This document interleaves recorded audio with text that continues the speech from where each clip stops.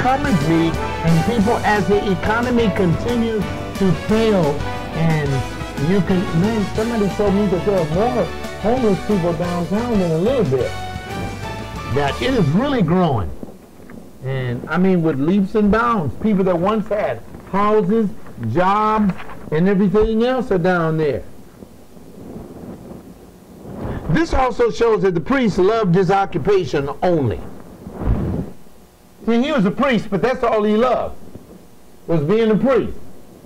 That would be like me being a pastor, loving what I do, loving to hear me talk, loving to hear me give these nice little stories that never do anything. Me saying I love you and at the same time saying I hate you. It doesn't make any sense at all. In other words, talk is cheap back in those days too, just like it is today. Jesus is saying, don't let your talk be cheap. Don't let it be cheap. That his religious duties had no real meaning at all. He was a priest tending to the Old Testament stuff.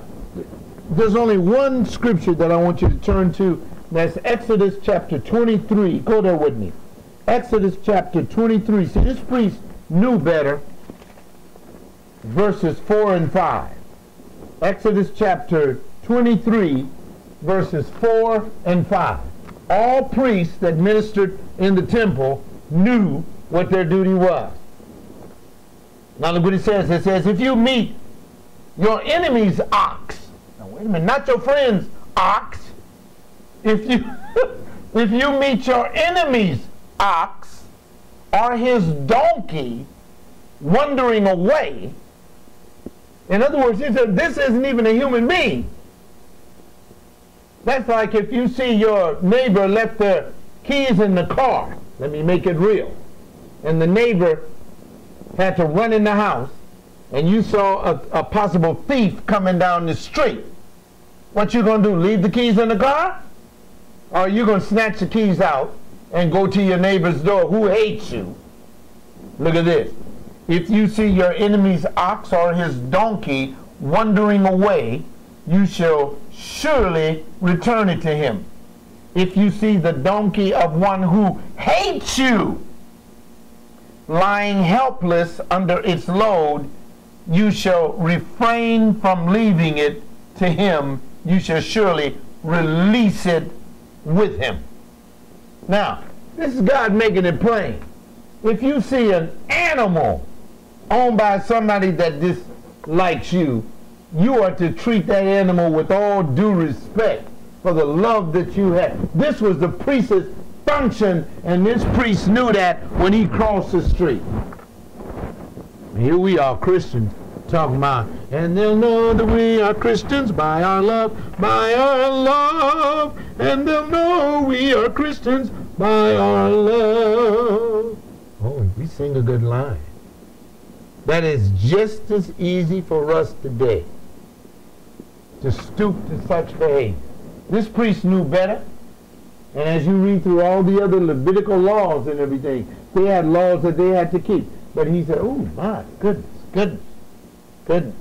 Many professing Christians operate by another standard than that of the Bible, justifying their behavior and by claiming that God fully understands why they do that. Have you ever heard Christians say that? Oh, God understands why I do that.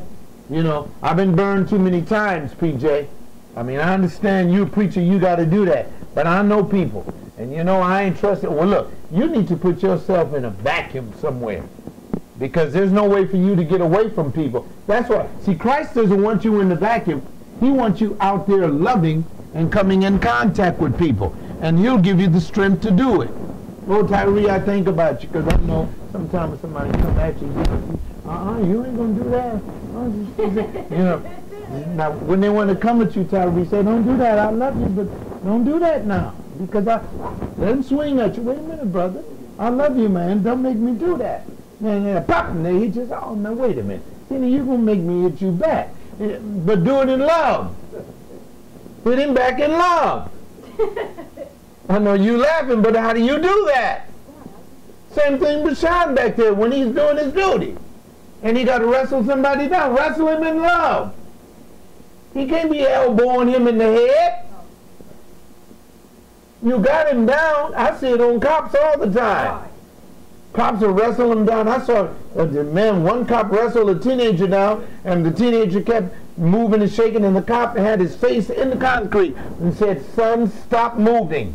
Stop moving." And the boy, he learned quick, and he just laid still, and the pressure was eased. But when you down there kicking, and the cop said, "Son, don't move. Don't." Now guess what the boy was doing? He was in the car that he stole, speeding, and had another blind 20-year-old boy in the car with him. Ran through something, ran into somebody's garage, and they both, even the blind one, trying to run. Didn't even see them. Now that's how depraved, totally depraved you are. You blind and you trying to run. He said, "Run!" And the blind man, bam, running. Totally depraved. That's why when the cop called him, he said, "Son, stop moving." He said, "What?" And the cop said, "I've never seen anything like this in my life." And I said to myself when I was watching it, I said, living in this totally depraved world, you're going to see more than that. Oh my goodness. Now, that it is just as easy for us to stoop to this behavior, that many professing Christians operate like this priest did, claiming fully that they understand God. No, you don't. Let's move on down to point number 3. Observational love in verse 32.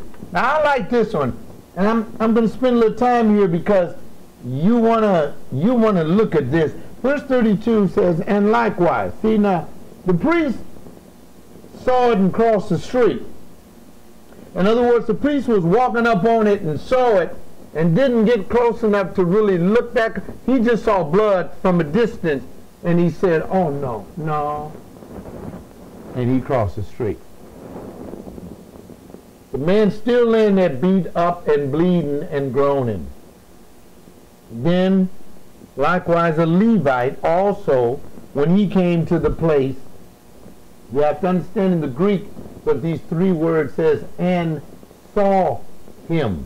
Because you see, the priest didn't see him the way the Levite saw him. "And saw him" is the key that Jesus uses. And then Jesus said, and he passed on the other side. See, the priest just said, "That looked like blood, that could be danger, I'm out of here." That's what he did. But the Levite creeped up on him. Okay. The Levite, man, look like you got a laceration about the forehead. Man, your leg is broke. Oh man, look like you hurting, man. Your collarbone is all crushed in. Ooh, wait a minute. You messed up, man. See, he saw him. I did some investigation about this. Now, something that I want you to note here. The conduct, in other words, when it says he saw him, or in the King James, it says he looked on him. You see the same kind of language when you go into the Old Testament, when the men of Sodom was looking at the angelic creatures. When he said, "Send them out that we may look on them and know him." Well, see, this Levite was looking, he investigated everything about this. He observed him closely.